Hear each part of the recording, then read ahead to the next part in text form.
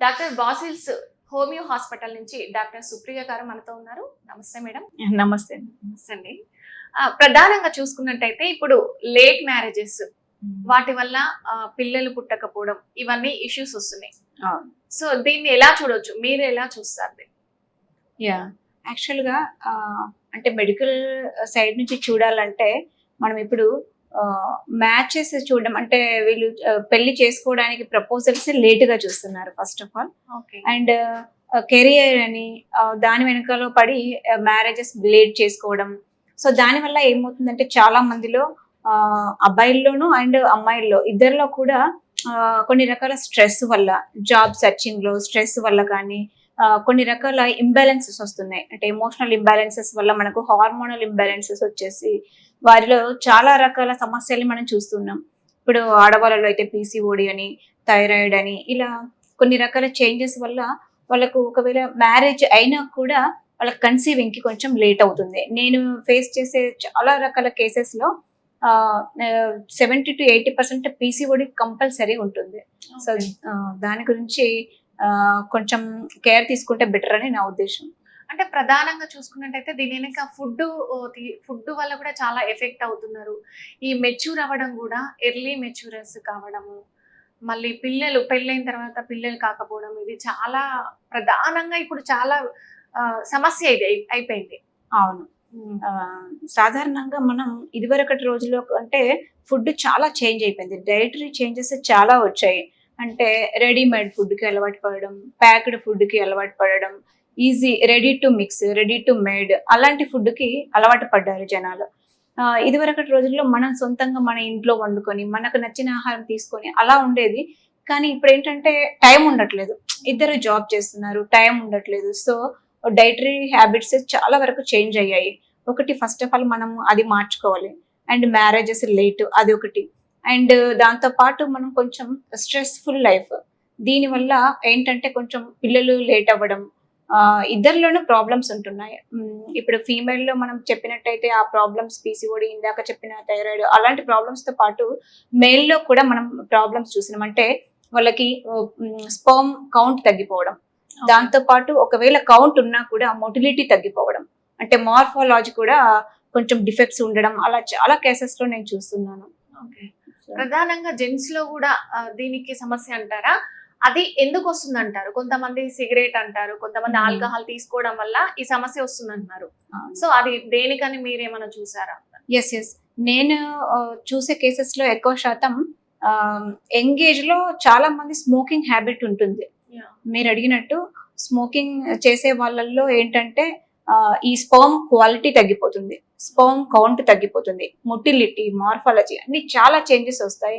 So ఒకసారి మనం smoking stop చేస్తే దాని రిజల్ట్ కూడా మనకు 6 months లో, విత్ ఇన్ 6 months లో దాని ఇంప్రూవ్మెంట్ మనకు తెలుస్తుంది. దాంతోపాటు ఆల్కహాలిజం ఈ మధ్య తీసుకోవడం పెరిగిపోయింది. దాంతో పాటు ఈ ఫుడ్ హ్యాబిట్స్, యాక్చువల్గా మెయిల్లో కూడా స్ట్రెస్ లైఫ్ ఉంది కదా, దీని వల్ల ఏమవుతుందంటే వాళ్ళకి తెలియట్లేదు. లేట్ మ్యారేజెస్ అయ్యాక వాళ్ళు ఎప్పుడైతే కన్సీవ్ అవ్వాలి అనుకుంటున్నారో ఒక సెమెన్ అనాలిసిస్ టెస్ట్ కి వెళ్తేనే వాళ్ళకు స్పర్మ్ కౌంట్ ఎంత ఉందో తెలుస్తుంది. చాలా వరకు నేను ఈ టెస్ట్ చేసుకోండి అని చెప్తే వాళ్ళు షాక్ అవుతున్నారు. అంటే ఇప్పుడే నేను ఇంత చిన్న ఏజ్ కదా మేడం, ఇప్పుడే స్పర్మ్ కౌంట్ ఎందుకు తగ్గిపోతుంది, అండ్ మార్ఫాలజీ అప్పుడే చేంజెస్ ఎలా వచ్చాయంటే ఇవన్నీ రీజన్స్ ఉంటున్నాయి. ఆల్కహాల్, అది మన ఈ ధూమపానం, ఇవన్నీ యూజ్ చేయడం వల్ల చాలా వరకు క్వాలిటీ అనేది తగ్గిపోతుంది. బేబీస్ హెల్తీగా ఉండడం కూడా తగ్గిపోతుంది దీనివల్ల. దీనివల్ల అసలు కన్సీవ్ అవ్వరు. First of all sperm count మనకు స్పర్మ్ మార్ఫాలజీ అంటాం. ఆ మార్ఫాలజీ మనకు చక్కగా ఉంటేనే మనకు పిల్లలు పుట్టి మంచి హెల్దీ బేబీస్ అయ్యే ఛాన్స్ ఉంటది. అదర్వైజ్ ఒకవేళ కన్సీవ్ అయినా కూడా వాళ్ళకు 3rd month లో అబార్షన్ చేయడం అలాంటివి ఉంటుంది. ఎందుకంటే హార్ట్ డెవలప్మెంట్ ఉండదు, ఏం డెవలప్మెంట్ ఉండదు. స్పర్మ్ క్వాలిటీ అనేది మనకు చాలా ఇంపార్టెంట్. ఓకే, ఇప్పుడు స్పర్మ్ కౌంట్ హెల్దీగా ఉందనుకోండి, బేబీ ఎలా ఉంటుంది? మీరు అన్నారు కదా ఇప్పుడు. సో కౌంట్ మంచిగా ఉంటే బేబీ ఎలా ఉంటుంది ఒకసారి అది? అదే స్పర్మ్ కౌంట్ అని అంటే మనకు యాక్చువల్లీ 49 millions కన్నా అబౌవ్ ఉంటే మనం న్యాచురల్ యావరేజ్ గా నార్మల్ గా చెప్పుకుంటాం. దానికి ఎక్కువగా ఉన్న దాంట్లో ఇప్పుడు కౌంట్ చాలా మందికి ఉంటుంది. 49 అబోవ్ 49 to 60 మిలియన్ వరకు ఉంటుంది. కానీ ఆ ఉన్న దాంట్లో మొటిలిటీ తక్కువగా ఉంటుంది. అంటే అసలు మొటిలిటీ అంటే ఏంటంటే, మనం ఇప్పుడు ఒక ఓవం ఫర్టిలైజ్ అవ్వడానికి అది మనకు స్పర్మ్ అనేది అది మొటైల్ అంటే అది కదులుతూ వెళ్ళి ఫర్టిలైజ్ అవ్వాలి. యాక్టివ్గా ఉంటేనే అది మనకు ఫర్టిలైజేషన్ అనేది ఈజీగా జరుగుతుంది. చాలా వరకు ఏమవుతుందంటే మొటిలిటీ అనేది తక్కువగా ఉంటున్నాయి. నాన్ మొటైల్ స్పర్మ్ అనేది పెరిగిపోతుంది. నేను చూసే కేసెస్లో 60 to 70% నాన్ మొటైల్ కౌంట్ అని వస్తుంది. దానివల్ల ఏమవుతుందంటే ఎర్లీ కన్సెప్షన్ ఉండదు ఒకటి. అండ్ ఒకవేళ ఈ మార్ఫాలజీ కూడా బాగుండకపోతే ఏమవుతుందంటే బేబీ గ్రోత్ సరిగా ఉండకపోవడం, మార్ఫాలజీ డిఫెక్ట్స్ వల్ల అసలు కన్సీవ్ అవ్వకపోవడం, అయినా కూడా బేబీస్ డిఫెక్ట్స్ రావడం అలాంటిది జరుగుతుంది. సో దానికోసం మేము ఏం చేస్తామంటే స్పర్మ్ క్వాలిటీ ఇంక్రీజ్ అవ్వడానికి మెడిసిన్స్ యూజ్ చేయమని చెప్తాం. ఓకే. ప్రధానంగా ఎక్కువ ప్రాబ్లమ్స్ అనేది లేడీస్ లో కనబడుతున్నాయా, జెంట్స్ లో కనబడుతున్నాయా? ఎక్కువ మంది లేడీస్ కే ప్రాబ్లం అని చెప్తుంటారు బయట. సో మీరు డాక్టర్ కాబట్టి నో, అది తప్పు. యాక్చువల్ గా అది మిత్ అని చెప్పొచ్చు. ఎందుకంటే నేను చూసే కేసెస్ లో సాధారణంగా లేడీస్ ఎంతమంది అయితే ఉంటున్నారో జెంట్స్ కూడా సేమ్ అలాగే ఉన్నారు. ఇంకా కొంతవరకు జెంట్సే ఎక్కువ సైడ్ ఉన్నారు. ఎందుకు అంటే లేడీస్ కొంతవరకు ఇప్పుడు పీసీఓడి కానీ ఏమైనా హార్మోనల్ ఇంబ్యాలెన్స్ ఉంటే మెడిసిన్స్ వాడుతున్నారు. కానీ జెంట్స్ ఏంటంటే అసలు సెమెన్ అనాలిసిస్ చేయించుకోండి అనగానే ఒక్కొక్కరు కొంతమంది మేడం నాకెందుకు సెమెన్ అనాలిసిస్ నేను ఎందుకు చేసుకోవాలి, నేను బాగానే ఉన్నాను, సెక్షువల్ లైఫ్ హ్యాపీగానే ఉన్నాను అని చెప్తారు. యాక్చువల్గా అది ప్రాబ్లం అది కాదు. సెక్షువల్ లైఫ్ హ్యాపీగా ఉన్నా కూడా అసలు స్పర్మ్ కౌంట్ ఎంత ఉందనేది మనం అనాలిసిస్ చేస్తేనే తెలుస్తుంది. మగవాళ్ళు ఎవరు చాలా మంది ముందుకు రావట్లేదు. స్పర్మ్ అనాలిసిస్ చేస్తే మన కౌంట్ ఎంతవరకు బాగుంది, అసలు మార్ఫాలజీ ఎలా ఉంది, మొటిలిటీ ఎంత ఉంది అనేది తెలుస్తుంది. సో ఇద్దరిలో కూడా సమాన బాధ్యత ఉంది. ఇద్దరిలో కన్సీవ్ అవ్వకపోవడానికి ఇద్దరిలోనూ రీజన్స్ ఉన్నాయి. సో వచ్చినప్పుడు ఇద్దరికి టెస్ట్ చేస్తారు మీరు? ఎస్, ఇద్దరికి టెస్ట్ కంపల్సరీ చేస్తాం. ఓకే. రీజన్ ఎవరికి ఉంది ఏంటి అనేది తర్వాత. సో ఎవరికి రీజన్ ఎవరి వల్ల కన్సీవ్ అవ్వట్లేదు అంటే ఇప్పుడు ఫీమేల్ సైడ్ ఉంటే ఫీమేల్ కి మెడిసిన్ ఇస్తాం. ఒకవేళ మేల్ కి క్వాలిటీ లేకపోయినా స్పర్మ్ కౌంట్ తక్కువ ఉన్నా మేల్ కి మేము మీరు వాడాల్సిందే అని చెప్తాం. ఓకే. ఇక్కడ నుంచి చూసుకున్నట్టయితే ప్రధానంగా ఎక్కువ ఫేస్ చేసిన ప్రాబ్లమ్స్ ఏంటి మేడం మీరు చూసిన కేసులలో? నేను చూసిన కేసెస్ లో ఎక్కువ శాతం ఇప్పుడు మగవాళ్ళలో అయితే మనం చాలా వరకు స్పర్మ్ కౌంట్ తక్కువ ఉంటుంది. అది చాలా వరకు తెలియదు వాళ్ళకు కూడా. నేను కేసు హిస్టరీ తీసుకున్నప్పుడు అసలు మీరు ఏం చేస్తారు, మా దాంట్లో ఏంటంటే కేసు హిస్టరీ డీటెయిల్ హిస్టరీ తీసుకుంటాం. అసలు మీ జాబ్ దగ్గర నుంచి మొదలుపెట్టి మీ మైండ్ సిమ్టమ్స్, ఫిజికల్ సిమ్టమ్స్ అన్నీ మేము అనాలిసిస్ చేస్తాం. మీరు ఏం చేస్తారు అని అంటే మీ వాళ్ళు జాబ్ ఎలా ఉంది, స్ట్రెస్ఫుల్ ఉందా, ఎలాంటి జాబ్ చేస్తున్నారు, రోజు ఎలాంటి ఎమోషనల్ ఇంబ్యాలెన్స్ ఉంటుంది, అది మేము ఫస్ట్ అనాలిసిస్ చేస్తాం. దాన్ని బట్టి వాళ్ళకు ట్రీట్మెంట్ అనేది చెప్పడం జరుగుతుంది. అండ్ వాటిల్లో వాళ్ళకి రీజన్ ఏంటి, అసలు కాజ్ ఎక్కడి నుంచి మొదలయ్యింది అనేది ఆ కాజ్ కి ట్రీట్మెంట్ ఇవ్వడం జరుగుతుంది. అంటే ఎక్కువ ఉన్న సమస్య ఏంటి అసలు? ఆ సమస్య ఎక్కువ అంటే మనకి ఇప్పుడు ఈ మొటిలిటీ ఒకటి తక్కువగా ఉంటుంది చాలా వాళ్ళల్లో. స్పర్మ్ కౌంట్ తక్కువ ఉండడం న్యాచురలే, కానీ మొటిలిటీ తగ్గిపోవడం, మార్ఫాలజీ బాగా లేకపోవడం అనేది ఎక్కువగా చూస్తున్నాను నేను ఈ మధ్యలో. అండ్ ఫీమేల్ లో కూడా AMH లెవెల్స్ చాలా లో ఉంటున్నాయి. అంటే హార్మోన్ లెవెల్స్ తగ్గిపోవడం చాలా వరకు. కొంతమందిలో చాలా రేర్ గా ఉండేది ఏంటంటే ట్యూబల్ బ్లాకేజెస్ కానీ అండ్ యూట్రైన్ ఫైబ్రాయిడ్స్ కానీ, సిస్టులు అయితే పాలిసిస్ట్ ఓవరీస్ అంటే ఇందాక చెప్పినట్టు PCOS చాలా మందిలో చూస్తున్నాం. వీటితో పాటు అడిషనల్ గా ఈ సిమ్టమ్స్ ఉంటున్నాయి. అంటే ఇప్పుడు ఏజ్ ఇప్పుడు 30+ వచ్చిందంటే మాత్రం ఇవన్నీ అటాక్ అవుతూనే ఉంటాయి. సో దీంట్లో సీరియస్ గా తీసుకోవాల్సింది అసలు ఏంటి? PCODనా, థైరాయిడ్? ఇప్పుడు ఇవి ఏది సీరియస్ గా తీసుకోవాలంటారు? యాక్చువల్ గా ఫస్ట్ 30 years దాటుతున్నాయంటే మనం ఎందుకంటే ఒకటి కెరీర్ పరంగా కావచ్చు, జాబ్ పరంగా కావచ్చు, ముందు కెరీర్ లో సెటిల్ అవ్వాలి, ఆ తర్వాత పెళ్లి అనుకోవడం వల్ల ఇవన్నీ హార్మోనల్ ఇంబ్యాలెన్స్ కానీ ఎమోషనల్ ఇంబ్యాలెన్స్ వస్తుంది.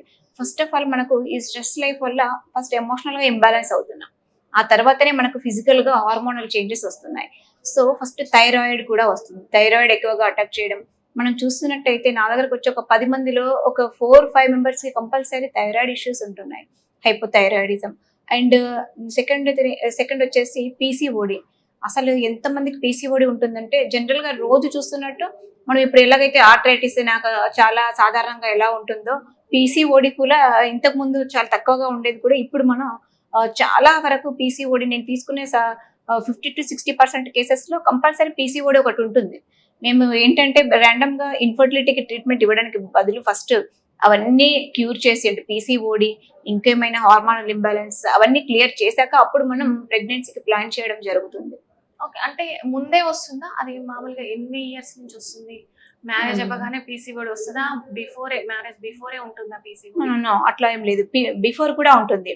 ఎందుకు అని అంటే ఈ పిల్లలు చదువుకునే రోజుల నుంచే బయట ఫుడ్ తింటున్నారు, డైటరీ హ్యాబిట్స్ సరిగ్గా ఉండట్లేదు. దానివల్ల ఏంటంటే చాలా చేంజెస్ అండ్ స్ట్రెస్ వల్ల పీసీఓడి అనేది వాళ్ళు చదువుకునే ఏజ్ నుంచి స్టార్ట్ అవుతుంది. చాలా మంది ఇప్పుడు ఇర్రెగ్యులర్ పీరియడ్స్ అంటారు. ఇర్రెగ్యులర్ పీరియడ్స్ అనగానే ఫస్ట్ మేము సస్పెక్ట్ చేసేది పీసీఓడి. అసలు పీసీఓడి ఎందుకు సస్పెక్ట్ చేస్తామంటే వాళ్ళకు పీరియడ్స్ రెగ్యులర్ గా ఉండవు. ఫస్ట్ వాళ్ళు ఏంటంటే ఒక్కొక్కరు అమ్మాయిలు బయటికి కూడా చెప్పట్లేదు, అంటే పీరియడ్స్ రెగ్యులర్ లేకపోతే సాధారణమే కదా అనుకుంటున్నారు. తీరా పెళ్లి చేసుకునేసరికి కన్సెప్షన్ లేట్ అవుతుంది. ఎందుకు అంటే అప్పుడు బయటపడుతున్నాయి చాలా వరకు పీసీఓడి అనేది. సో ఏజెస్ ఎంత తక్కువగా ఉన్నప్పుడు కూడా తక్కువ ఏజ్ లోనే చెక్ చేసుకుంటే మనకు ఈ పెళ్లి తర్వాత ఈ కన్సెప్షన్ ప్రాబ్లమ్స్ అనేవి ఉండవు. ఓకే. ప్రధానంగా ఇర్రెగ్యులర్ పీరియడ్స్ రావడమే పీసీఓడి కారణం అంటారా? ఇంకేమన్నా మనకి సింటమ్స్ తెలుస్తాయా దానివల్ల? పీసీఓడిలో మనకు చాలా సిమ్టమ్స్ ఉంటాయి. ఫస్ట్ ఆఫ్ ఆల్ మన ఇర్రెగ్యులర్ పీరియడ్స్ ఒకటి, దాంతో పాటు మనకు అది ఎక్కువగా ముదిరిపోతున్న కొద్ది మనకు స్కిన్ చేంజెస్, అంటే కోర్స్ స్కిన్, రఫ్ గా స్కిన్ అయిపోవడము, లేటర్ అన్న మనకు అన్వాంటెడ్ హెయిర్ రావడం, అండ్ అక్కడక్కడ అంటే స్కిన్ చేంజెస్ మనం కనిపెట్టొచ్చు.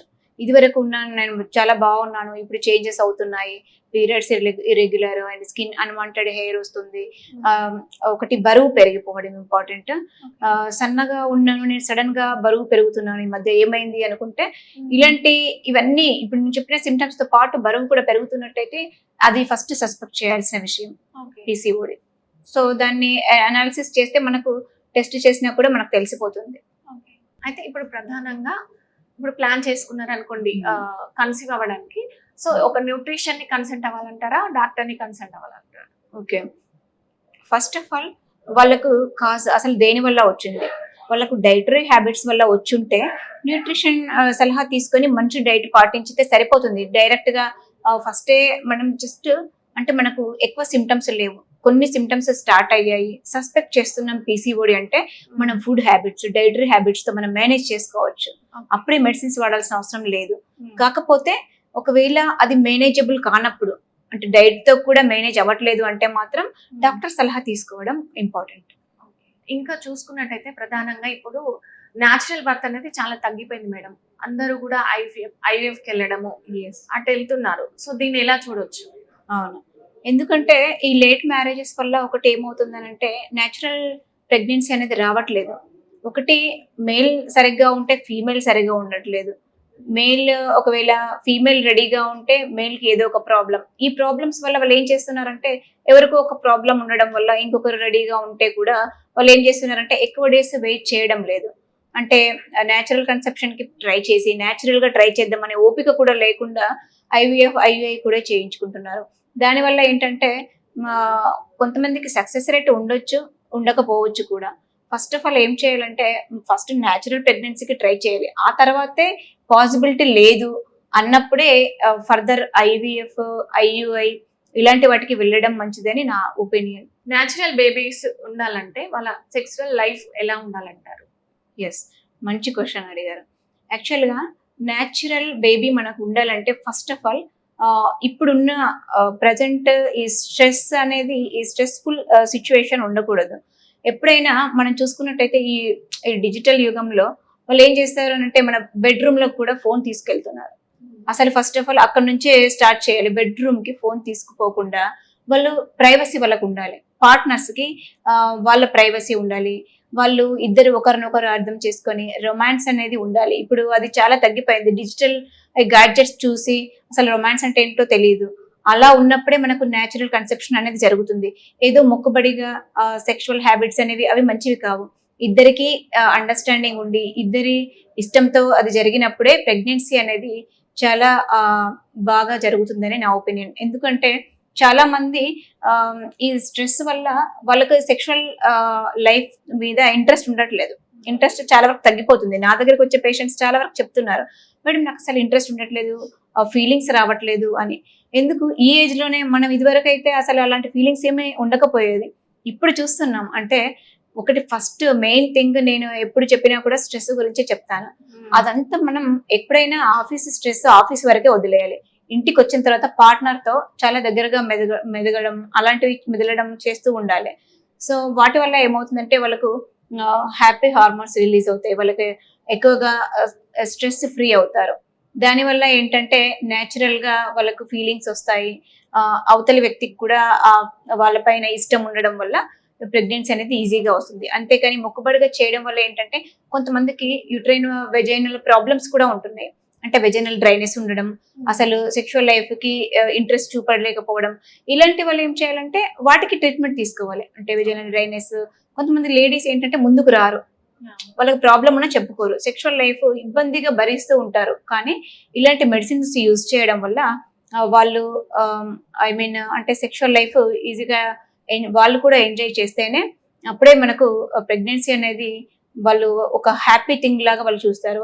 లేకపోతే అదేదో మొక్కుబడిగా సెక్షువల్ లైఫ్ అనేది ఉండకూడదు. ఓకే, చూసుకున్నట్టయితే ఇప్పుడు పీరియడ్స్ తర్వాత కానీ ప్రధానంగా ఒక టైం అంటూ ఉంటది ఎగ్ ఫామ్ అవ్వడానికి. సో ఈ టైంలో కలిస్తే హెల్తీ బేబీస్ పుట్టడం కానీ ప్రెగ్నెన్సీ రావడం కానీ ఉంటుంది కదా, అది ఎలా మీరు ఓకే, యాక్చువల్లీ మనకు నార్మల్ 28 days సైకిల్లో మనకు ఓవ్యులేషన్ అనేది 14th day రిలీజ్ అవుతుంది. ఓవ్యులేషన్. సో మనం ఏం చేస్తామనంటే మేము జనరల్ గా వాళ్ళ మెన్స్ట్రువల్ సైకిల్ తీసుకుంటాం. వాళ్ళ 28 days సైకిల్, కొంతమందికి 31 days సైకిల్ నార్మల్, కొంతమందికి 35 days సైకిల్ కూడా ఉంటుంది నార్మల్ గానే. సో ఆ సైకిల్ ని బట్టి మేము ఏం చెప్తామంటే ఓవ్యులేషన్ టైం, మనకు ఓవ్యులేషన్ టైం తెలుసుకోవడానికి కూడా చాలా చిన్న కొన్ని సిమ్టమ్స్ ఉంటాయి. మనకి ఏంటంటే ఓవ్యులేషన్ టైంలో మన బాడీ టెంపరేచర్ కొంతవరకు పెరుగుతుంది. ఇప్పుడైతే అందరూ ఓవ్యులేషన్ కిట్ కూడా యూజ్ చేస్తున్నారు. సో ఆ కిట్ ద్వారా ఏంటంటే వీళ్ళకి కొంచెం బాడీ వీళ్ళకి ఎలా ఉంటుంది అంటే మనకు వైట్ డిశ్చార్జ్ అనేది జరుగుతుంది. సో అది న్యాచురల్. ఓవ్యులేషన్ టైంలో వచ్చే ఆ డిశ్చార్జ్ మనకు అంటే ఎగ్ వెయిట్ లాగా ఉంటుంది. అది రిలీజ్ అయినప్పుడు అప్పుడు మనకు ఓవ్యులేషన్ జరుగుతుందని అర్థం. దాంతో పాటు మన బాడీ టెంపరేచర్ పెరుగుతుంది. ఈ రెండు అంటే బాడీ టెంపరేచర్ మానిటరింగ్ చేసుకుంటూ మనకు ఎప్పుడైతే ఆ డిశ్చార్జ్ కనబడుతుందో అది రెండు చూసుకున్నట్టయితే మనకు ఓవ్యులేషన్ తెలిసినట్టు. ఆ టైంలో అంటే వేరే టైంలో కలవద్దని కాదు, కానీ ఆ టైంలో కలిసితే ఆ ముందు ఒక 3-4 days ముందు, అండ్ అది రిలీజ్ అయిన తర్వాత కూడా 3-4 days అంటే ఒక 8 to 10 days కంపల్సరీ పెట్టుకొని కలిస్తే మట్టుకు చాలా వరకు సక్సెస్ రేట్ ఉంటుంది. అలా అని ఆ టైంలోనే కలవాలని కాదు, వాళ్ళకి ఎప్పుడంటే పార్ట్నర్ తో ఎప్పుడైనా హ్యాపీగా ఉంటేనే ఆ టైంలో కూడా కలవడానికి వాళ్ళకి విముఖత ఉండదు. అందుకనే ఎప్పుడు ఇంట్రెస్టింగ్ గా ఉండడమే బెటర్. ఆ టైంలో ఛాన్సెస్ అనేది ఎక్కువగా ఉంటాయి. ఓకే, ప్రధానంగా చూసుకున్నట్టయితే ఇప్పుడు మ్యారేజ్ చేసుకోబోయే జంటలు కానీ ఈ పిల్లలకి ప్లానింగ్ చేసుకునే దంపతులకు కానీ మీరు ప్రధానంగా ఇచ్చే సూచనలు ఏంటి? Very good, nice question. Actual గా ఫస్ట్ మనం పెళ్లి చేసుకుంటున్నాం అన్నప్పుడే కొన్ని క్వశ్చన్స్ వేసుకోవాలి. మనం పెళ్లికి రెడీగా ఉన్నామా? పెళ్లితో పాటు ఎలాగో వాళ్ళు 1 year వెయిట్ చేస్తారు కావచ్చు. అంటే 1 year వాళ్ళు ఒకే కపుల్ ఎంజాయ్ చేస్తాం, ప్రైవసీ ఉంటుంది అని అనుకున్నా కూడా సరే సెకండ్ ఇయర్ ప్లాన్ చేసుకోవచ్చు. సెకండ్ ఇయర్ కాకుండా 3rd year. సో ఎలాంటి క్వశ్చన్స్ వేసుకోవాలంటే హార్మోనల్ ఇంబ్యాలెన్స్ ఏమైనా ఉన్నాయా, లేదు పీరియడ్స్ రెగ్యులర్ గా ఉన్నాయా, మేల్ లో కూడా సెక్షువల్ ప్రాబ్లమ్స్ అంటే వాళ్ళకు ప్రీమెచ్యూర్ ఎజాక్యులేషన్ కానీ అంటే అంగస్తంభన శీఘ్రస్ఖలనం అంటాం, ప్రీమెచ్యూర్ ఎజాక్యులేషన్ అంటే ఇలాంటి ప్రాబ్లమ్స్ ఏమైనా ఉన్నాయా, అవి ఉంటే మళ్ళీ సెక్షువల్ లైఫ్ డిస్టర్బ్ అవుతుంది. అది ముందు సరి చేసుకోవాలి. అంటే ప్రీమెచ్యూర్ ఎజాక్యులేషన్, ఈ అంగస్తంభన ఇలాంటివి ముందు ట్రీట్ చేసుకొని ఆ తర్వాత పెళ్లికి ప్రొసీడ్ అవ్వడం మంచిదని నా ఒపీనియన్. ఎందుకంటే నేను ట్రీట్ చేసే వాళ్ళలో చాలా వరకు పెళ్లి కాని అబ్బాయిలు కూడా ఈ మన అంగస్తంభన శీఘ్రస్ఖలనం ప్రాబ్లమ్స్ తో బాధపడుతున్నారు. వాటితో పాటు ఫీమేల్ కూడా వాళ్ళ సైడ్ ఎలాంటి ప్రాబ్లం ఉంది ఒకసారి చెక్ చేసుకోవాలి. ఒకవేళ వాళ్ళకి కొంచెం ప్రాబ్లం అనిపించినా, ఒకవేళ ఆ స్ట్రెస్ వల్ల అలాంటి ప్రాబ్లమ్స్ వస్తున్నాయేమో చూసుకోవడానికి కూడా ఒక కౌన్సిలింగ్ తీసుకోవడం మంచిది. ఇప్పుడైతే ఎవరు కౌన్సిలింగ్ ప్రిఫర్ చేయట్లేదు, కానీ ఒక కౌన్సిలింగ్ కి వెళ్ళినట్టయితే పెళ్లి తర్వాత ఇలాంటి ప్రాబ్లమ్స్ ఫేస్ చేయాల్సిన అవసరం ఉండదు. ఓకే, ముందే తీసుకుంటే ఒక కౌన్సిలింగ్ తీసుకొని ఒక కౌన్సిలింగ్ తీసుకొని మేము వాళ్ళకి ఏంటంటే సజెస్ట్ చేస్తాం, మీరు ఎలాంటి కేర్ తీసుకుంటే మీకు మంచి పిల్లలు పుట్టే ఛాన్స్ ఉంటుంది అని, ఎంత త్వరగా పిల్లలు పుట్టే ఛాన్స్ ఉంటుంది అని వాళ్ళకి మేము సజెస్ట్ చేస్తాం. మీరు ఈ లైఫ్ స్టైల్ మెయింటైన్ చేయాలి, ఈ డైట్ మెయింటైన్ చేయాలి. ఒక్కోసారి మేము డైట్ చార్ట్ కూడా వాళ్ళకి ప్రొవైడ్ చేస్తాం. సో ఇవన్నీ పాటిస్తే హెల్దీ బేబీని వాళ్ళు ఎత్తుకునే ఛాన్స్ ఉంటుంది. ఓకే, పెళ్లి చేసుకున్న వాళ్ళకి ఏం చెప్తారు? సో పెళ్లి అయిన వాళ్ళు కూడా వాళ్ళ హెల్దీ సెక్షువల్ లైఫ్ ఉండాలి, దాంతో పాటు స్ట్రెస్ ఫ్రీ లైఫ్ ఉండాలి. వాళ్ళు ఈ డైట్ హ్యాబిట్స్ కూడా మంచి డైట్ హ్యాబిట్స్ మెయింటైన్ చేస్తూ హెల్దీ సెక్షువల్ లైఫ్ ఉన్నంత వరకు, స్ట్రెస్ లేనంత వరకు, హ్యాపీ కపుల్ ఉన్నంత వరకు వాళ్ళకు ఏ ఇబ్బంది ఉండదు, న్యాచురల్ కన్సెప్షన్ అవుతుంది. Okay, thank you madam. Thank you.